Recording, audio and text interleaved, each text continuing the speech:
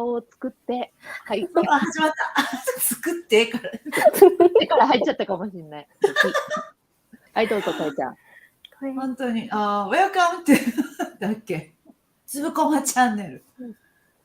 My name is かよ。from Japan。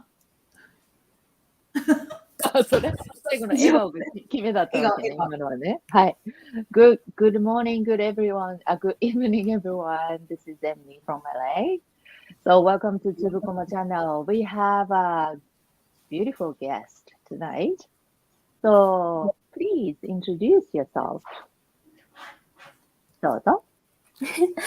My name is Shiolin. Nice to meet you. もう一番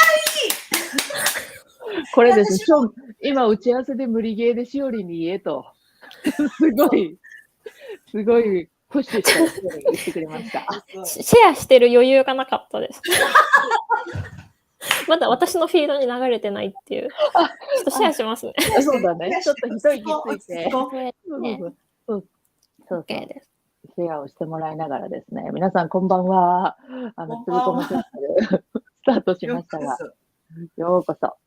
今日はですね、かよちゃん、ご存知の方もいらっしゃるかもしれませんが、かよちゃんがですね、来週からセドナに行きます。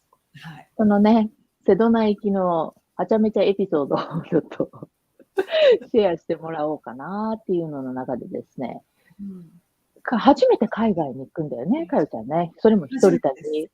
それも完全オリジナルで旅行会社のツアーとかじゃなくて、エミちゃんに、はい、これチケット行ってきてね、的な感じで渡され、スーツケースのないこともつい今日気づいたというぐらいな感じで、そうです。そう。で、2週間の旅も出たこともないっていうのに、いきなり海外かいみたいな。経緯は、いきなりチケットを渡されたのが経緯だったんですか？最初は、なんか、何だったんだろう。2人で、2月2日には、どこかしら世界中っていうか、日本から出た海外にいるって決めていて、それで、セドナになったのは、前の回ぐらいとかいっぱい喋ってるんだけど、まあなんかいろんな言葉が全部こう、つながってきて、そしたら、私今度行くべきところはセドナだってなっちゃって。そう。で、なって、で、一緒に会社しているエミちゃんと、なんか1週間ぐらいの旅で行こうってなってたんだけど、それもでも決まったのも本当に2、3週間前っていうか、それででも2人で行こうってなったらなんか話が進まなくってっていう、なんかチケットもワクチンのチケットとかそういうのが取れないからやっぱり行けないとかなんかなってたんだけど、それがまあエミちゃん行かず私だけ一人で行くことの流れになったらいろんなことがバーって進んで、そういえばセドナに知り合いいるよとか。いろんな話になって、もうじゃあ知り合えるならチケット取るだけだしさ、みたいな。旅行会社とか行かずにさ、って、飛行機のチケット取るから現地行け、みたいになっちゃって。ほんで、これ、外国の航空会社だし、乗り換え、帰り2回とかあるよ、みたいな。2回とかやっちゃうよって。大丈夫、大丈夫。全然大丈夫とか言われちゃって。そういう感じでみんなが大丈夫って言って。エミリーさんとか、大丈夫、大丈夫ってみんなに大丈夫って言われるんだけど、本当にハローしか言えないっていう、このさ、恐ろしい状況って。いや、本当そうだよね。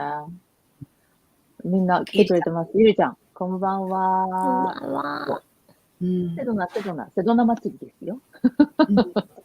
沙織さんもこんばんは。それから、なおこさん。はじめまして。ね、かよこさん、こんばんは。かよさん、こんばんは。しろさん、はじめまして。こちらは朝4時半です。梶原明さん、かよさん、こんばんは。だって。りえちゃん。しおりん、エミリーさん。いいね。りえちゃん、楽しみ。嬉しかった。しおりんさんもこんばんは。こんばんは。って。かよちゃん、いよいよ海がほら。そうなんだよ。最初さ、ヨーロッパ行くみたいになってたんだよね、りえちゃんね。ヨーロッパ行くのも、でもりえちゃんちょっと心配してくれてたんだよ。かよちゃん一人じゃ、つって。大変だから、その当時はヨーロッパだったらオランダ行って孔明さんにも会うかもしれないじゃない、孔明さんと3人のそのグループのところで大丈夫だよって孔明さんが一人で来なよとか言って当時も言われてて、それを全然目にも耳にも入ってなかった。ああ、なるほどね。ああ、そっか。だからその時は多分準備がまだできてなかったんだね、かよちゃんの中でね。なんかまだぐるぐる怖いなっていう気持ちの方が多分強かったんだろうね。それをさ、どうやってさ、みんなさ、誰でもそうなんだけどさ、怖いって思うことあるじゃない？新しいこと。私だって、なんかこんな風に見えるかもしれないけど、こんな風に見えるかもしれないけど、怖いこととかもあって、それをどうやってさ、みんなが超えているのかが、今日のシェアにつながってくると思っていて、かよちゃんが今回セドナに行く、初海外でツアーでもなく、誰かに連れて行ってもらうでもなく、いきなり一人で行くっていうところになった、もしくは決めざるを得なかった、そういう状況になってしまった、またいろんなことがあると思うんだけどさ、そのもっと手前にあった自分の中で怖さを超えたっていうことは一体どういうことだったのかなっていうのがね、みんなのシェアも聞きながら、ここでなんか話ができると、みんなもしかして今その状況にいる人が、その怖さを超えていくヒントになったらいいなとか思うんだけどさ、しおりんはその辺どうなんだろう？怖さ。しおりん自身がまずどう超えるかでもいいしね。どういうふうに。なんか自分の超え方も、自分のクライアントに対しての超えさせ方もやっぱ共通するんですけど、基本的にバンジーは一人では飛ばさせないっていうのが私、あなたについてきたかった。バンジーしかも入ってない。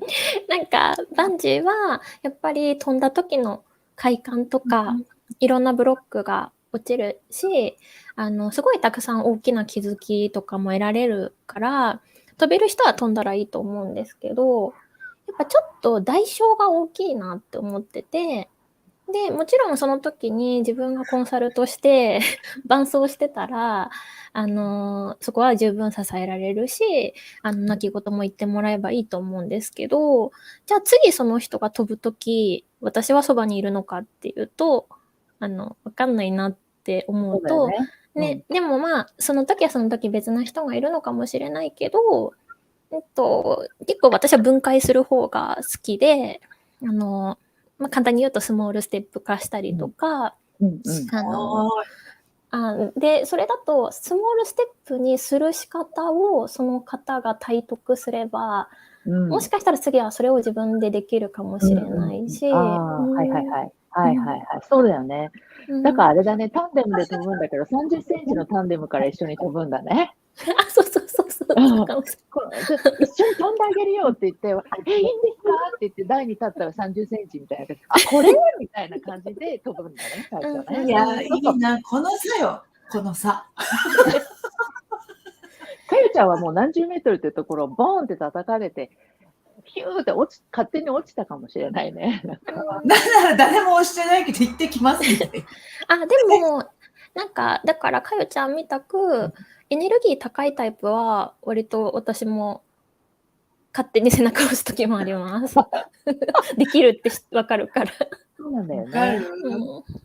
見てこれ、もう、りえちゃんコメントめっちゃ笑っとるよ。なんか。なんて言ってる？ほら、かよちゃん一人で。見てこれ。かよちゃん一人で飛んでる。そうなんだよね。その後がおかしい。大変だ。どんな大変になってるの？りえちゃんなんかどんな大変になってるの知りたいよね。りえちゃんと私すごい付き合い長いんですよ。そうなんだ。なので余計面白いかもしれないです、りえちゃんから見たら。聞きたいね。じゃあよく長い付き合いなね、りえちゃんが見ている大変。どんな感じに見えるんだろう。どんな風に見えてる？スモールステップ。ほら、エミリーさんとコーネさん、いつもかよちゃんを突き落としてた時が。そうでしょ。海外チームもすぐ私をこうすんだよ。今3人でね、りえちゃんとコウメと私のリアクションが、私とコウメが全く同じリアクション、かよちゃんが海外行こっかなってポロッと言った時のリアクションが、私とコウメ全く同じで、りえちゃんが違うっていうのを聞いて、なるほどね、と思ったよね。私も突き落とすというかですね、この人突き落としてほしいと思ってるなっていう。それはわかります。確かに。なんでしおりも急に。だってそれだけのパワーを感じさせるし、本人がなんかやりたがってるっていうのはちょっとわかる。これ、今日何の番組これ。かよちゃんを落とす会になりつつあるけど。そうそう。怖さを乗り越えるいい話をするんじゃないの今日。そうごめん。そうなんだよね。だからやっぱりこちら側がコンサルっていうかね、お客様と対面するときって、この人の本当の、やりたいこと、プラスやれることっていうのを見てるんだよね。だから、ね。あと、なんか、そうですよね。本当その通りで、なんか、怖い時って、その目の前の壁に視線がいってるじゃないですか。でも、なんか超えたいって思ってるってことは、もっと先に本当の欲があって、そっちをちゃんと見させてあげるというか、改めて見させてあげると、壁じゃなくて、その先の行きたい未来の方に視線が行く分、飛びやすくなりますよね。そうだよ、いい話だよ。しおりいいこと言うんじゃないこれ。そう。いや、これはしおりんが本当にそう思ってるから、ここでそうやって話してるんだよね。だからこれはしおりんのスタイルというか、しおりんの価値っていうか、バリューっていうか、自分が大切にしているものだよね、どう見ても。で、私も本当そう思って、私はですね、一番最初の一歩は、伴走型というよりも、最後の決心は自分でちっちゃくてもいいから一歩を出すっていうところを見せてもらうっていうのが私のスタイルで、その一歩を出すまでは最大限、サポートするんだけど、その恐怖を超えて、一歩を出すと決めるっていうところはやってもらわないと、私出してあげない。足掴んで、ほら、ここよって出してあげられないから、ここだけ出してきてねっていうスタイル。もう一歩出したら、キューンって連れていくみたいな感じっていうか、みたいな感じそうだよ。本当に。それなんか思った。この間さ、そのセットナに行って、ただでさえ、もう飛行機乗って行って、あっち2週間過ごして、で、帰ってくるだけでもいっぱいいっぱいなのに、LA ちょっとよりないの。そのちょっとってどういうことみたいな。少しまた変化球を加えてくるって。だからもう、一歩行ったら、何やってんのよみたいな。っていうか、夜の当然でしょだったよね。そんなことを言ったことも私は覚えてないよ。だから、行きに寄るのか帰りに寄るのかどっちぐらいな選択はあっても、寄らないという選択はないよね。だって LA 通過していくんだよ。そう。急にそうやって、いやもう飛行場で、なんかさ、ターミナルの中うろうろするだけでも多分死にそうになってるのに、LA で降りて、しかもなんか、エミリーさんと30時間ぐらいしか会わないのに。いや、その中で、やっぱり1年に1回だけね、ロサンゼルスのコンベンションセンターっていうめちゃくちゃ広いところでですね、アートショーがあるんですよ。コンテンポラリーアートのね。その日にぴったり来るからね。ぴったりだったんだよね。ぴったりなのに。最初だから、そう、世界のどこ行くって決まってない時に、ヨーロッパとその、アートのそれにアートのそれ気になってたんだけど、いかんせん2月2日じゃなかったわけ。そういうことね。2月2日じゃないから、アートショーの LA ないなと思ってたんだけど、まさかのセドナで、なんとなく2日に行って2週間って言ったら、ちょうど15とか16だったわけ。で、その2週間もなぜか滞在できることになって、どこに泊まるかちょっとまだ分かってないんだけど、そこも荒い。詳しい場所とか、どういうシステムのお家かちょっとよく分かってないんですけど、ホテルかなんか。そう、でも、終わりが LA だのね、そこがぴったりだったんだよね、アートショー。そう。かよちゃん、アーティストじゃないですか。なんか、私アーティストじゃないので、なんか、すごい気になるのが、その負荷がすごくかかった状態の方がインスピレーションって湧きやすいのか、それともすごく穏やかにゆったりしてる時の方が湧きやすいのか、どっち？穏やかに言って。そうなんだ。でも、出すときは緩んでる。じゃないと書けなくて。でも刺激っていうか、を入れるときはどっちでもいい。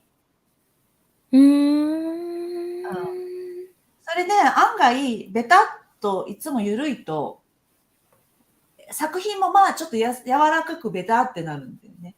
そういう意味で、時々、わざと圧をかけるっていうか、今回のやつは、そうだな。毎回ちょっと変わったことしてるから圧かけ気味なのかもしれないけど。なんか、そう、やってくる状況って、いいもの出させるためにやってくるんじゃないかなって思ってるところがありますね。なんか。そうそう。なるほどね。今回もじゃあすごいのが出るかもしれないってしおりは思うわけね。こんだけもちろんです。高いバンジーを飛ぶからね。なれますよ。まあちょっとゴム切れないように乗っとくね。見ててね、本当に。沙織さん、私も最近人生のバンジー飛んだので、お気持ちよくわかります。これどうやって飛んだの？どんなの飛んだの？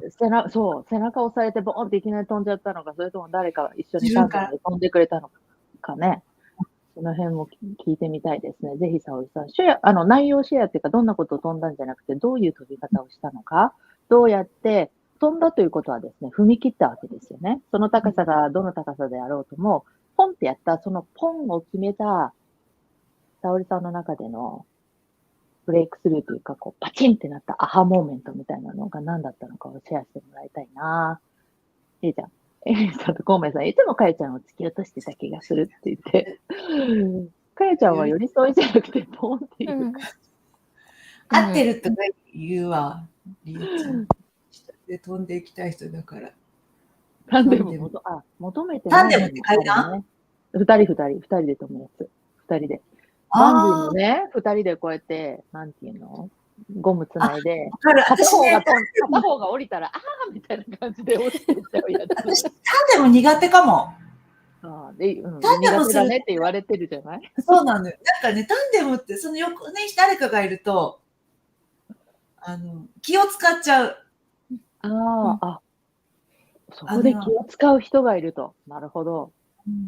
りえちゃんが、エミリーさんは決めを待ってくれる人だと思いました。かよちゃんは決めてるからさっさとしろよっていうことなんだろう。確かに。確かにっていう。大好き。りえちゃん、2月2日にりえちゃんほら、知ってるから、高い個人情報いっぱい流してる的な。私の心の声。どういう意味、穏やかでゆったりに見えないようなっていうのは、かよちゃんがっていうことかな？そういうことね。大ジャンプしました。15年ぶりに働きました。いや、本当素晴らしい。おめでとうございます。すごい。もう、いろんな環境がある中でさ、またこんな長い、こう、なんだろうな、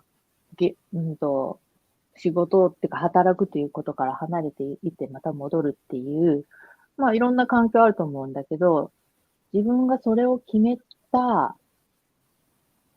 気持ちって何だったんでしょうね。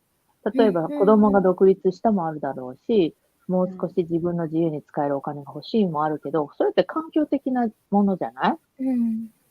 そこを決めたのって自分の何かがそれを決めさせたんだと思うんだけど、一体それが何だったのかなっていうのね。それが怖さを上回ったから超えたんだよね。ジャンプを飛んだんだよね。しおりんが言った通り、壁の向こう側を見たんだよね。だからこのすごい高いジャンプを飛んでみようと思ったんだろうし。ね、何だったんだろうな、沙織さんのそれはね。しおりん自体はどうやって超えていくの？自分の怖さは。自分の怖さは、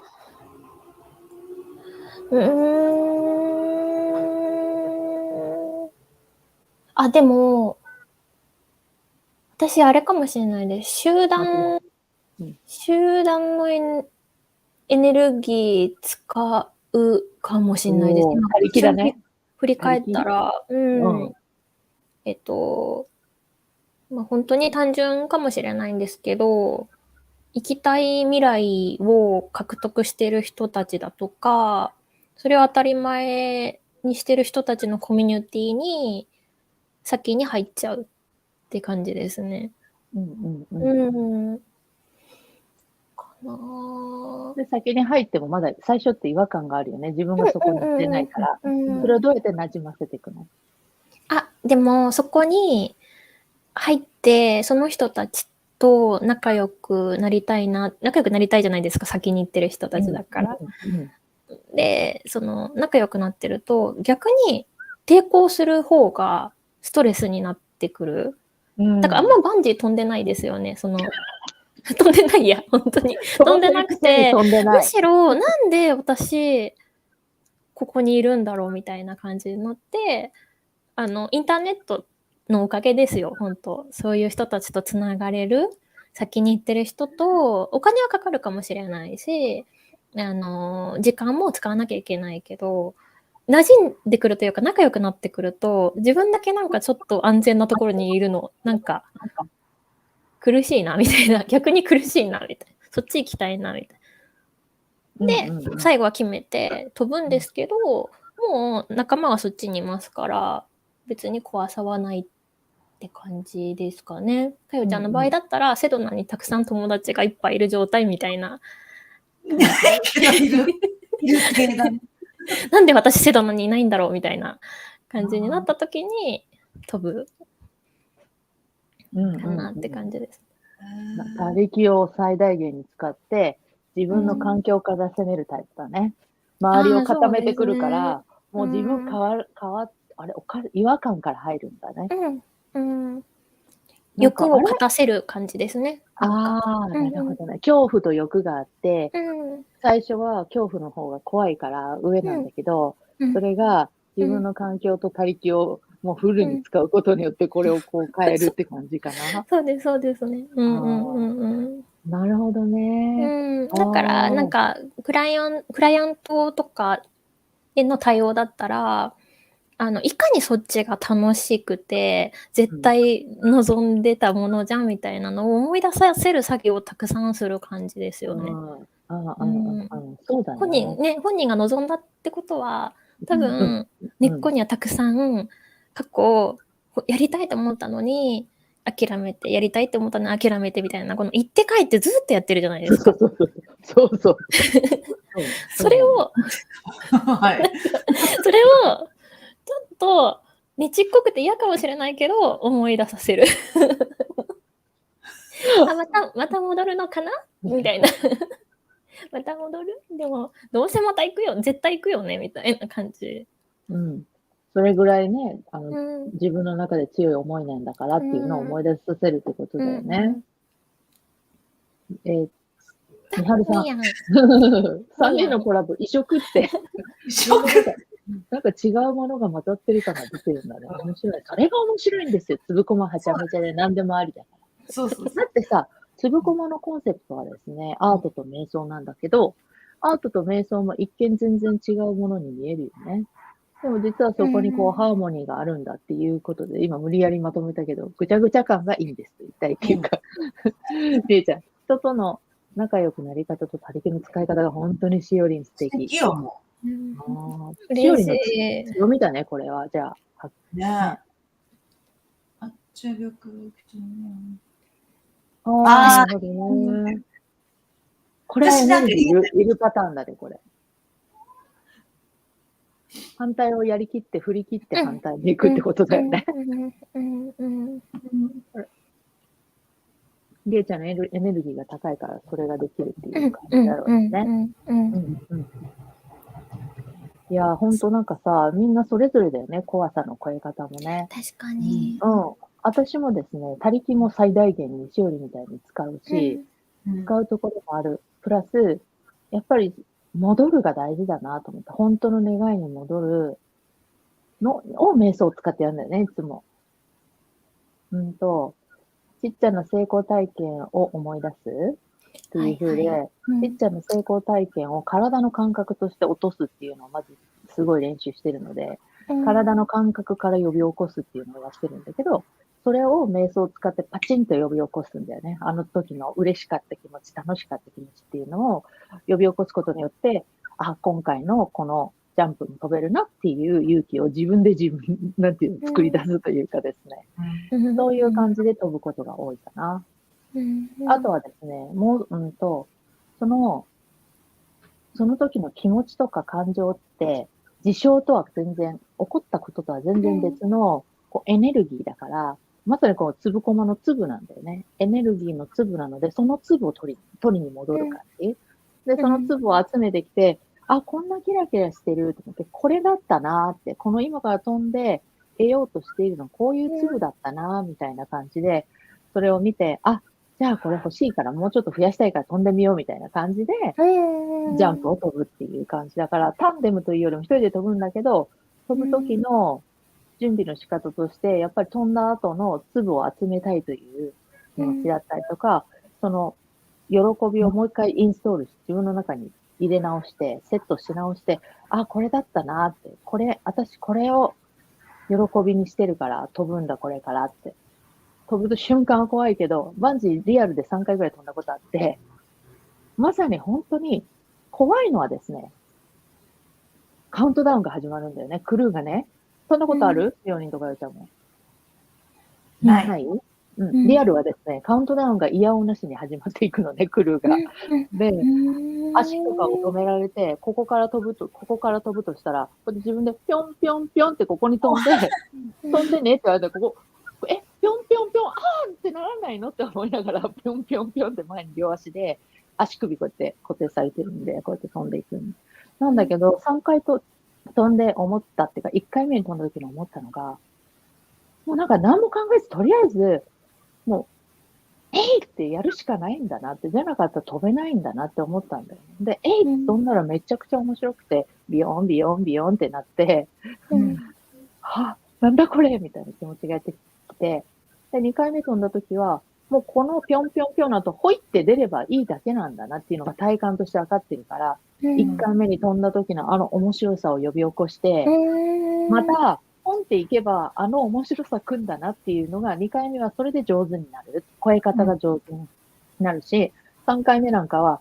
1回目はああいう感じで、2回目はああいう感じで来たから、3回目ちょっとこんな感じでやってみようみたいな、なんかアレンジが3回目で聞くようになってくる。楽しもうという気持ちがもっと大きくなってきて、そうすると喜び自体ももっと大きくなってくる。1回目は怖さの方が勝ってるかもしれないけど、それでも、一瞬なんだ、この怖さを超えるのって本当に一瞬。あとはそこからブワーッと開けていくという感覚が、私の中で落ちた瞬間に、やっぱり怖さを超えるっていうことのハードルがどんどん下がってきたなーって感じなのね。すごいの、みんなの声方。そう、みんな違うよね。やるさん、最初だけ怖いけど無心で行くしかない。そうなんだよね。とか言って。結局ね、スモールステップでも怖いもんね。ちょっとずつ。本当そうなんだよ。怖いということはなくならないから、それをなくそうとする必要はないんだよね。だからその怖さはどうやって自分スタイルで超えていくかっていうのは探す必要があるなっていつも思う。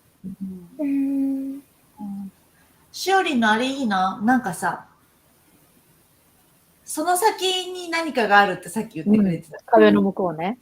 そう、私、今回の一人旅のアメリカ、海外よりも、その先があって、そのエネルギーのアートを描き始めてさ、それこそセドナよく調べたら、そのボルテックスとかエネルギーの塊の場所っていうじゃない？それをやっぱり、なんかね、触りたいと初めて思ったんだよね。なんか。そこにいて、感じて、何か作品作るのかお前が言うんだったら。そう、なんかそっちがすごくもう興味が先になっちゃって、知れば知るほど。だから、なんだろう、後の空港とか、あっち着くかどうかなんて分かんなくて怖いんだけど、だけどなんかね、その先のエネルギー体に触れて何を感じるか、何を提案できるかの方がむちゃむちゃ興味があるから、その手前はワープしてくれないから1ミリもしなくて、もう空港から泣きながらライブ配信とかしてるかもしれない。私はデートに行ったらいいですかって代わりに喋ってみたいな、やってたけど、でも今回すごいそれがあった。なんか、あった。触って感じたいってことなの？そのボルテックスのエネルギーの有無を触って、実際に皮膚でそれを感じてみたいっていうことなの？地域に入った時にはいはい。何か感じるのか。地場ね。地場。そう。あとその本当に行った2日の日が5万年に一度の面白い惑星が寄ってきてみたいな日らしくって、でそれをセドナの人たちもワクワクしてるみたいな話で、たまたまその日に選んで行ってるし、聞くところによると UFO もいるらしいし、あとアリゾナってさ、エリア46だっけ、47、49だったっけ、忘れちゃったけどさ、そういうとこなんだよね。すごい、アメリカ軍のすごい最先端の。そうだね。機密情報に。あちら研究のですね、施設がたくさんあるんだよね。ですよね。なんか、それも含めて、何年もエネルギーアートって言っても4、5年間、エネルギーっていう言葉を聞いてから書いてて、で、そういえばって、そのセドナでガイドしてくれる人を紹介してくださった人も、そういう世界中のパワースポットいっぱい行ってる人なんだけど、かゆさんはパワースポット世界のやつどれだけ行ったのって言われて、いや、よく考えたら私、神社とかは行ってるけど、世界でパワースポットが行ったことありませんみたいな。って言われちゃって。そうそう。だからそういえば初めてのそういうのの一歩なので。いいですね。それを知っちゃったら。たけさん、何かを始めるときはバンジーと同じなんですかね？だって。どうしおり？どうですか？今日怖さ1個テーマじゃないですか。私怖さの正体知ってるんですよね。なんか掴みたい未来があって、その前に怖さが出るってことじゃないですか。それ怖さって何かっていうと、知らないからなんですよね。で、その未知、知らないから怖いって感じる。で、私なんか大学の時に研究してたのが、なんか脳の言語やのなんか障害の、そう、脳の言語やの障害に関して勉強してて、なんでね、その延長で脳のどの部分が損傷すると、日常生活にどう影響するかみたいなのをやっぱいっぱい読むんですけど、怖さを感じない人たちがいるんですよね。そういう怖さを感じない障害あるじゃないですか。それは、その予測能力のところが欠損するんですよね。なので、こうなったらこうなるかもしれないみたいな、こうかもしれない、でもわからないみたいな。なので、逆に言うと怖さを感じるっていうことは想像力が豊かだし、見えないものをこうもやもやもやっと考える力が豊か。なので、今コメントくださってる何かを始めるときっていうのを、始めるって言葉使われてる時点で新しいことだと思うんですよね。そうすると分からない部分が多いから怖く感じる。なのでさっきちょっとなんかこれ言いそびれたって思ったんですけど、言葉結構私大切にしてるので、何が怖いかをすごい言語化させるかもしれないです。そうだよね。正体を見せるっていうか、知らないからだから、何を知らないと思っているかだよね。だから、かゆちゃんの今聞いてて、何が怖いんかなってすごい気になりました。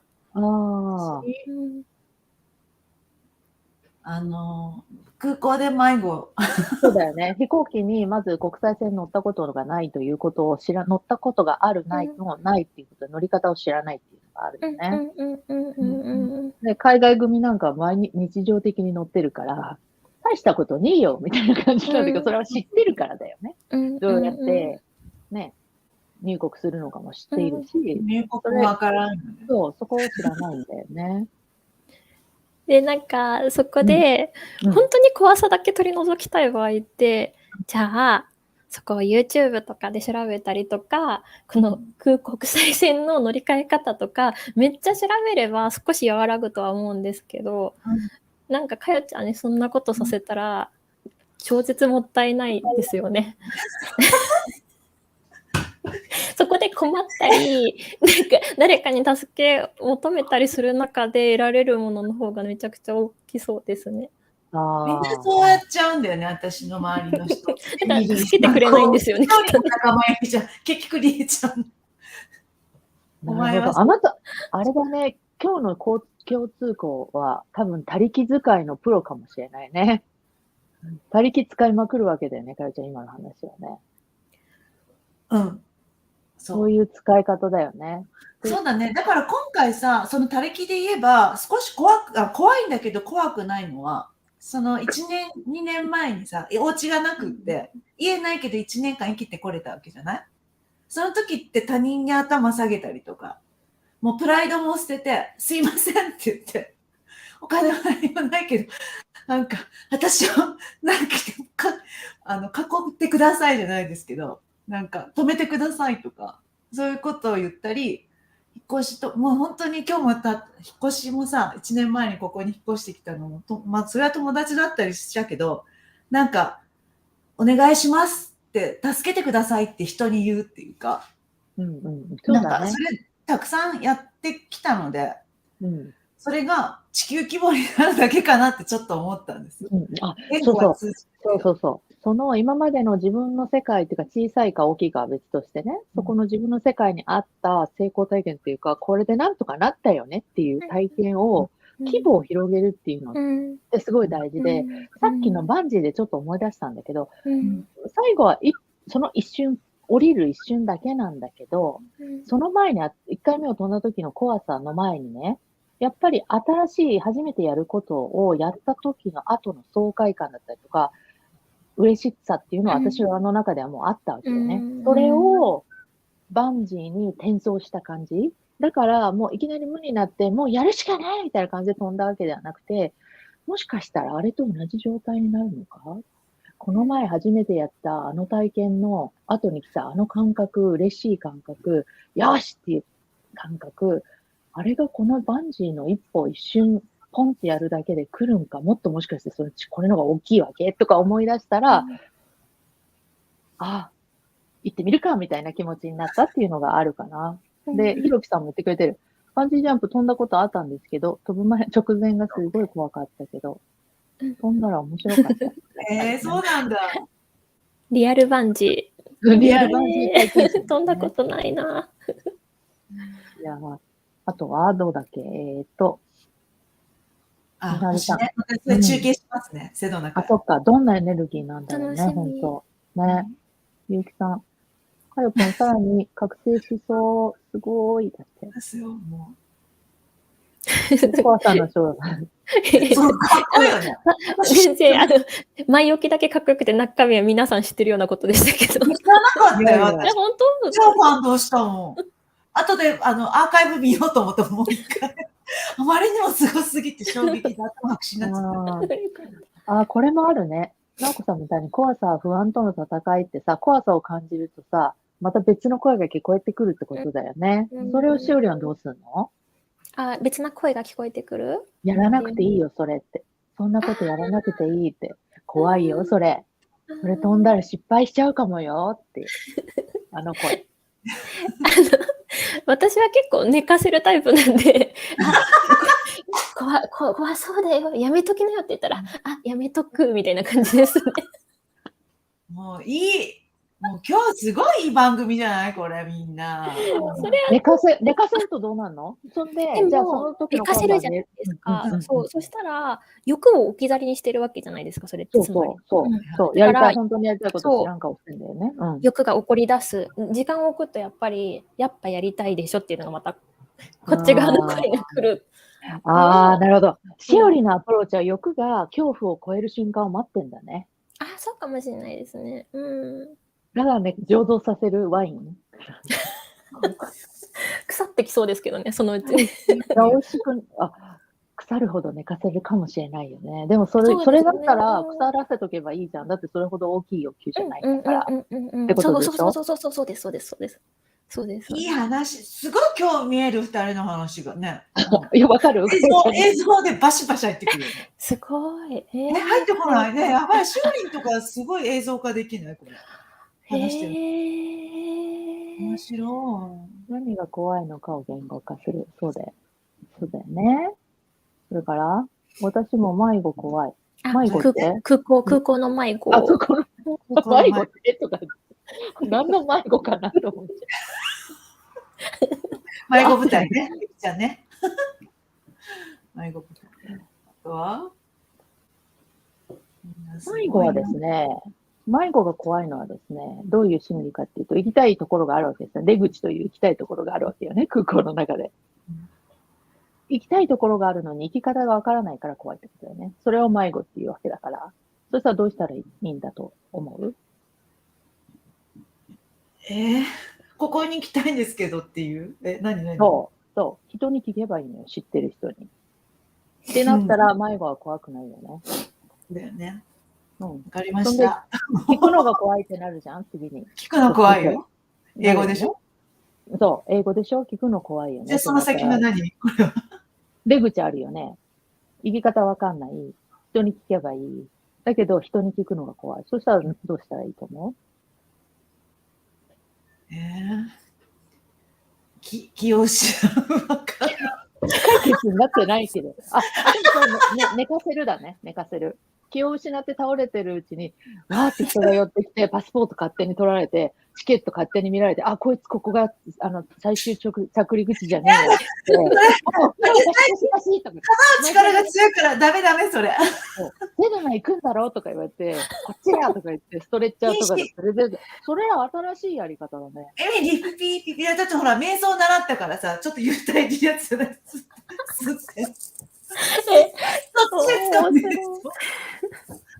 肉体は置いてっちゃダメだよ。どうしたらいいの？Google 翻訳でしょ。出口はどっちですかって日本語でピッて見せて。わかりました。私、新卒で入った仕事が、特別支援学校で、障害持った子たちの学校だったんですよ。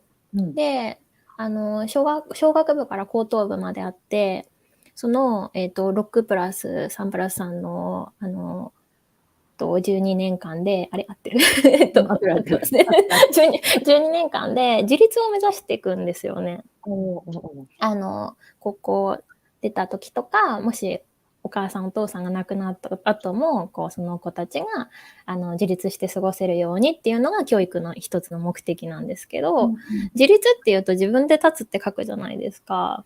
だけど基本的にどういう力をつけるかっていうと、困った時に人に頼る力とネットワークを築いておいてあげる。ここ上がった時なので、本当に今の空港の話まさにそうだなみたいな。なんか自分で一人でやることを目指すんじゃなくて、困った時どうするかみたいな、人に頼る力をつけるのが自立みたいな。そうですね。なんか微妙に涙が出そうなんです。だから取れるようになったかも。なんていうの？今回もさ、チケット舞台、結局エミちゃんとエミリーさんとかがこっちで頑張ってくれてたりとかさ、かえちゃんこのとか、なんか本当にできないとたくさんの人が助けて、こっちの裏方舞台でくれたりとかして。自立したね、かよちゃんも。本当、ちょっとだけね。今の話聞いててすごいそれ、なんかさっきの倒れるって言ったじゃないですか。もう超面白くて、なんか今倒れるがなんかその障害教育、特別支援教育では倒れるは語学習って言うんですけど、そのどうしていいか分かんなくなった時に倒れるも一つの手段なんですけど、それってなんかほらダメだみたいな、なんかすっごい怒り出したりとか殴ったりとか、そういうのは確かに止めてくれたりとか、こうしたかったんだよねとかって誘導してもらえるんだけど、一番いい適切な方法じゃないじゃないですか。Google 翻訳Google 翻訳すっげえ分かってるやん。なのでそこで今エミリーさんがGoogle 翻訳だよっていうのがなんか私の目にはこう先生と生徒みたいな感じに見えました。っていうかね、私の中ではね、倒れるってコントロールできないことだから、倒れようと思って倒れれるんだったらすごいよなって思っちゃうよね。そうだよ。面白いわ、もう。ねえ、本当だね。次、人間は本能的に怖さを持っていて、それが危険予知につながってるんでしょうかだって。どう？少林先生。でも言語がないと、本能だけになるんですけど、だから動物的な本能のその怖さと言語やが発達してるからこその怖さってちょっと違うんですよね。ああ、なるほどね。うんはいはい。原始的なやつと発展したからこその怖さ。そうそう、人に聞くのが怖いとか、初めての人に慣れない英語で話すの怖いみたいなのは本能的な怖さではなく、言語が発達してるからの怖さです。知性がついてるからこその怖さってことだよね。なんだ。そう、だから、本能的なやつは危険予知になってるよね。だからね。あやこさん、こんばんは。こんばんは。しおりもかよちゃんもタンデムを諦めた。まあ、あとはやっと、なんとかなるさはってことね。かよちゃんは、そっか、しおりもタンデムを諦めてるのね。タンデムを諦める。だからなんかバンジー飛ぶときには一人で飛びたくなるまで待つっていうスタイルなのかしら。確かに、なんかさっきエミリーさんが言った決めるはその人にさせるって言ってたじゃないですか。決めた時の快感半端ないですよね。そうなのよ。それを知ってるからさ、それ取っちゃ悪いなってまず思うじゃん。だって、その人にしかないもので、その人にしか感じられないものだから、その粒取っちゃったら、その後面白くないんだよね。もうそれだけ持ってきてって感じだよね、私の中では。わかりましたから、タンデムちゃんと最初分かってなくてごめんなさい。タンデムは人にはさせない。自分が決断するときに誰かにタンデムで先行かせるようなことはやってほしくないって。その醍醐味はちょっと一人でやらせてくださいみたいな感じですよね。だよね。だからそれも感じたことない人はやっぱりちっちゃいジャンプから飛んでいった方がいいし、その時に2人で飛んだ方が安心して飛べるんだったら飛んだ方がいいけど、そこが一番キラキラしててですね、もうふわーってなる、クライアントがそれを飛んだの瞬間を見るじゃないよく。出たみたいなとこ、飛んだみたいな瞬間を見た時のクライアント、お客さんのスパークというか、ブワーっていうを見るのが楽しいよなっていつも思っています。失敗と成功体験を学習することは大切ですね。そう？確かに。失敗がですね、失敗にならなくなってきます。成功体験、すべてが成功体験になってくる感覚が来ると、もう失敗するのさえも怖くなくなってくるのでね。最初は別のものとして認識しているかもしれないけど、それがね、表裏一体で実は同じなんだなっていうことに気がついてくるとね、面白い。どんどん軽やかになってきます。寝かせるタイプ。マミさんも寝かせるタイプ。いいですね。味わい尽くすタイプだね。いいじゃん。私も決断しなきゃみたいな状況じゃなくて、勝手に決まっていくタイミングを待つタイプ。そうだよね。しおりんはそんな感じってことだよね。やめなさいよ、もう。りえちゃんも言霊強いんだからやめて、そう本当に。そうこういうこと言うとですね、迷ったライブを見ることになる、みんなが。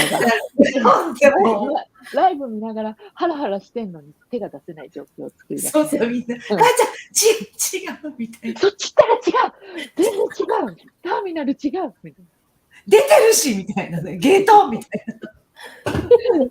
愛に囲まれてる。な。ありがとうございます。私のラボの教授も言ってました。人に頼れるのは、あ、本当だね。あ、素敵な言葉ですね。私も福祉業界にいて依存してない人は一人もいないって研修で聞いたのを心に残っています。あったいやかい。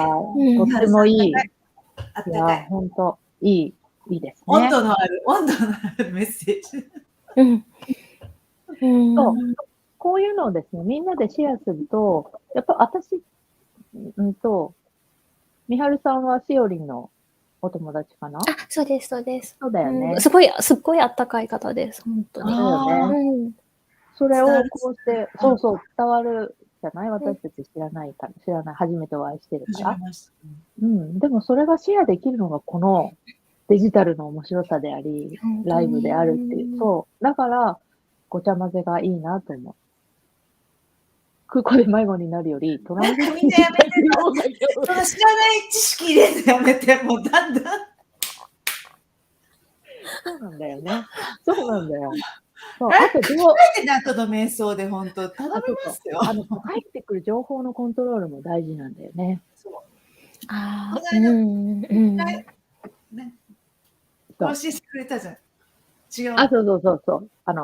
エネルギー。エネルギーのリセットね。リセットするやつがあってですね。皆さん、じゃあ、そうなんですよ。簡単なことなんだけど、つながってるでしょ。今、かよちゃんとしおりんと私はつながってるわけですよ。これでエネルギー的にね。なぜかというと、みんなになんかこう楽しんでもらいたいなという気持ちで、私たち3人は今ここに座ってみんなの前にいるんだけど、その気持ちを共通のエネルギーとして、粒としてつながってるんだよね。それはとってもいいことで、なんだけど、私だったらエミリー自身のエネルギーではないんだけどね。エミリーの中にしおりんとかよちゃんこう上手にコラボで入ってきてる感じのエネルギーになってるから、それをですね、毎回こうリセットする必要があるんですね。自分だけのエネルギーに戻すっていうのがすごく大事で、それすると、本当頭の中がとってもクリアになる。クリアっていうか自分の声だけになる。そうじゃないと、かよちゃんの声が入ってきたり、しおりの声が入ってきたりっていうことがあるんだよね。だから、エネルギーって、繋がったらリセットしましょうっていうのをみんなに伝えていて、そう、それをやるね、簡単な方法があります。あ、これじゃない、危うく聞こえ心配そうになりますけど、失敗談のシェアすると、かよちゃんがそれ持ってきちゃうからね。かよちゃん、でも今大丈夫。今から教えてもらうから、切るやつ。あ、そう。で、簡単なんですよ。みんなね、やりたかったらやって。やろう。スナップなんですけど、パチパチやるだけで、自分の、この周りにですね、なんか透明な、こう、ドームっていうか、ナウシカ好きな人は、オウムのですね、オウムの目がこれ透明なのが自分の前シールドみたいにあるみたいなイメージをしてですね、こうやってパチパチ切っていきます。こういう感じで。で、横から切ったら前から後ろに切って、そうするとですね、自分と繋がっていた、いい意味での、もう悪い意味でもね、両方繋がっていたエネルギーをこれで一回リセットします。だから自分が、いいなって思うな、2、3回こうやって、こういう感じでやるだけで、自分のエネルギーに戻っていくような感じになっていくのでね。それをですね、もう何でも、なんか強いエネルギー、怒りのエネルギーや嫉妬のエネルギーってすごい強いから、それが誰かからバーンと来て、自分も嫌な気分になったり、なんかを言われて嫌な気分になったりした時の切り替えのきっかけにもこういう、なんですけどね、そうやって切ってもらうといいなーって。これです。こんな簡単だけど。聞きます。すごい。いいこと教えていただきました。使って。あれですよね、悪い時じゃなくても、ちょっとなんか、にぎやが、ガーってなりすぎた時もこれするようにしてる。そうなんです。そう。自分のエネルギーがなくなっちゃった時はいつでも、喜びのエネルギーもエネルギーが強いから、自分をぐわーってこう、ふわふわさせちゃうっていうかね。自分も、よし、やるぞってなるんだけど、それは悪いことでも何でもないんだけど、一日の終わりには、やっぱり自分だけのエネルギーにリセットするっていうのがすごく大事なことだから、それで、こういうのをやってる感じ。うん。ちょっとトイレに行った時にパチパチやるとか、そんな感じです。もうちょっと時間が過ぎてしまいましたが、今日はなんかずっすぎてこんなになっちゃった。楽しくて止いやー、まらなくて。楽しかったです。ね。しおりんはさ、最近はどんな活動をしてるの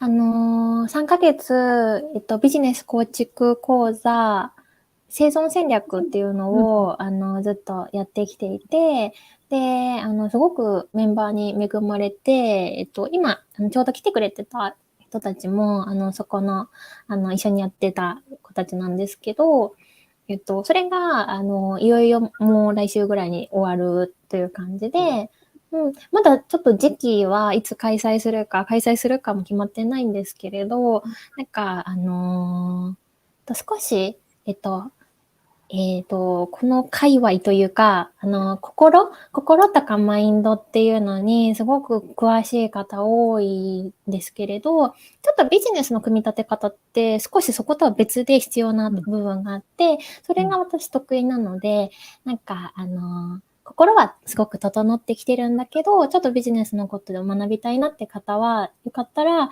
Facebook お友達になってくださると、フィードってもらえると嬉しいです。はい。あ、いいね。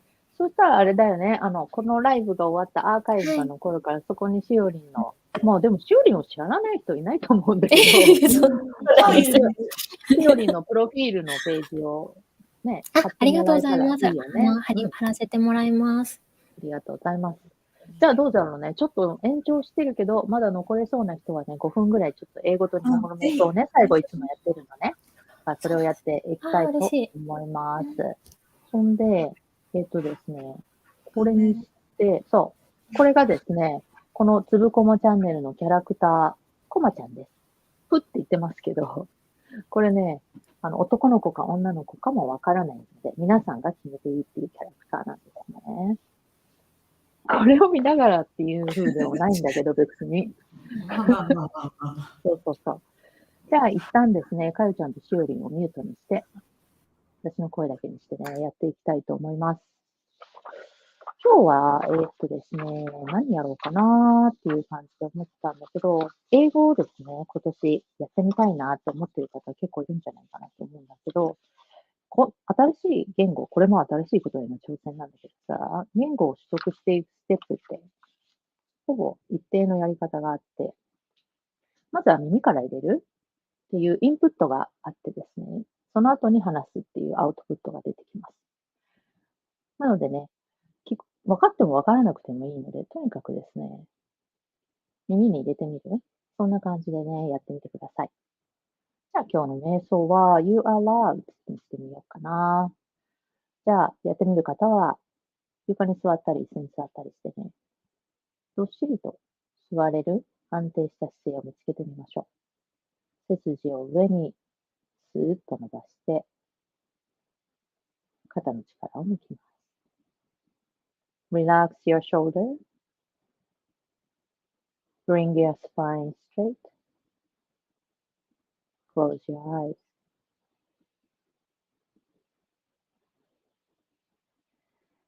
Take in a big, deep breath. When you let it out, feel everything around you getting calmer and quieter.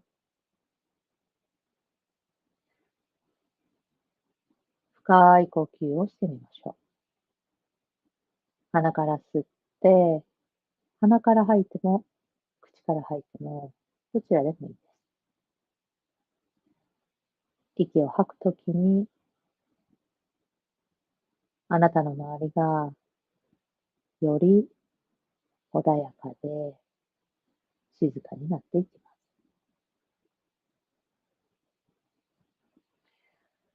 Take in another long breath. Release it slowly and feel even calmer. もう一度深呼吸をして、ゆっくりと吐きます。あなたの中に静けさがやってきます。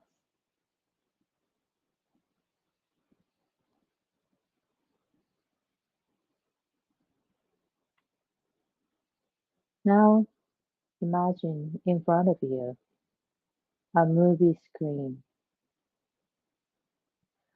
On the screen, you see images from your own life. それでは、あなたの前に映画のスクリーンをイメージしてみましょう。そのスクリーンでは、あなたの人生が映し出されています。You see every time you did something kind for someone. You also see every time someone did something nice for you. As you watch the movie, you see how happy you've made other people, and you see all the happy times that you've had as well. その映画のスクリーンの中で、あなたが何かをしたことで誰かを喜ばせた。もしくは、親切なことをして喜んでもらえた。そんなことを思い出したり、誰かがあなたにしてくれた親切やありがたかったこと、嬉しかったことをスクリーンに映し出してみましょう。そしてそれを見るあなたは、その時、あなたの周りをあなた自身がどれだけ幸せにしたか。そして、周りのおかげであなたがどれだけハッピーな気持ちになったかを思い出してみましょう。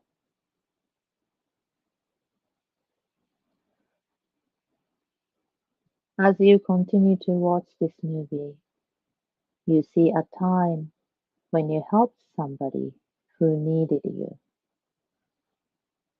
Just this truth makes you feel warm and cozy inside. Now switch to a time when someone helped you. Think how good you felt to know that someone was there for you.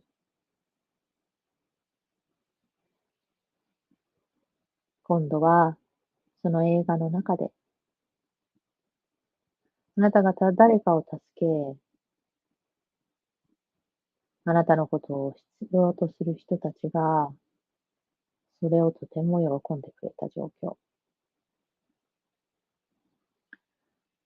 それをしたあなた自身が、とても温かで、豊かな気持ち。そんな気持ちになった場面を思い出してみましょう。そして、誰かがあなたを助けてくれた。そんな場面を思い出してみます。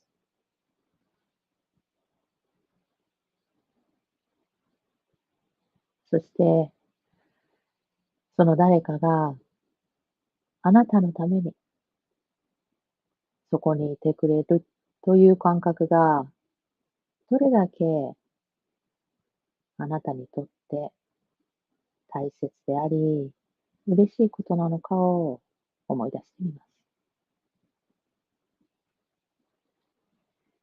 Feel all those wonderful good feelings come rushing back to your heart. Watch these beautiful moments of your life. Remember how happy you were and how wonderful you felt. これらの素晴らしい心地よい感覚、気持ちを感じて、それをあなたのハートに一気に流し込んでみましょう。あなたの人生のこれらの美しい瞬間、その瞬間にあなたがどれだけ幸せで喜びを感じたのかを覚えておきます。Love is about taking care of other people, doing nice things, expressing your gratitude, and showing kindness and patience. Inside of us, we are all really that simple love. 愛は他の人たちを大切に思うこと。何か良いことをしたり、あなたの感謝を表したり、親切にしたり、待ってあげたり。私たちの内側で持っている本当にシンプルなものです。It makes you feel warm and peaceful and happy.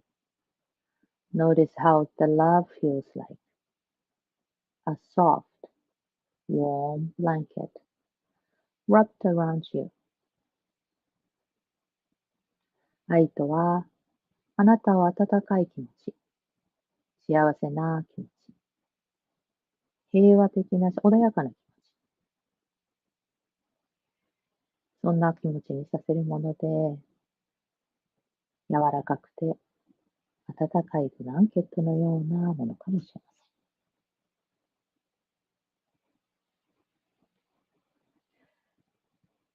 せん。Now taking a nice deep breath and exhale slowly. Continue to feel all the wonderful feelings of love. And when you are ready, slowly open your eyes.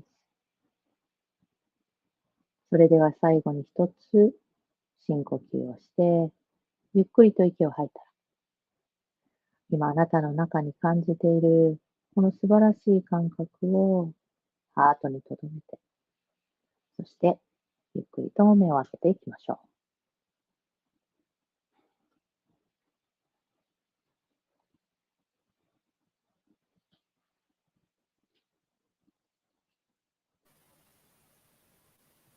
はい。